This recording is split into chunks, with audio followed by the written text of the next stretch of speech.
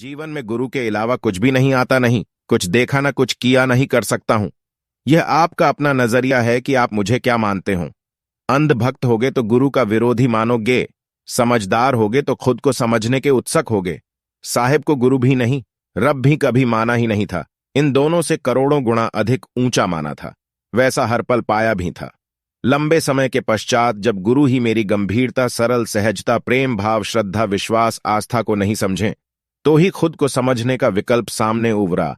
एक पल में जब खुद को समझा तो कुछ शेष रहा ही नहीं, सारी कायनात में समझने को, और उसी पल खुद को यथार्थ में प्रत्यक्ष पाया।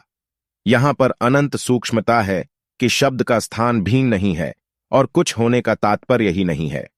जैसे अनंत विशाल भौतिक सृष्टि हैं, वैसे ही अनंत सूक्ष्म ही यथार्थ हैं, अक्ष प्रत्यक्ष हैं। खुद को समझें बगैर प्रत्येक व्यक्ति सिर्फ जीवन व्यापन के लिए ही प्रयास कर रहा है। कुछ बुद्धि से बुद्धिमान लोगों को छोड़कर वो सिर्फ व्यवसाय कर रहे हैं।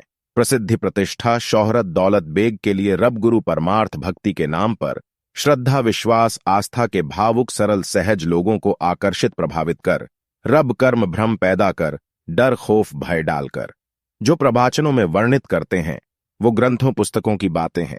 जब स्वयं ही खुद के शब्द पर ही अटल दृढ़ निश्चय स्थायी नहीं, तो ग्रंथ पोथियां भी अतीत की ऐसी ही विभूतियों ने लिखी होंगी। जीवन में गुरु के अलावा कुछ भी नहीं आता, नहीं कुछ देखा ना कुछ किया, नहीं कर सकता हूं।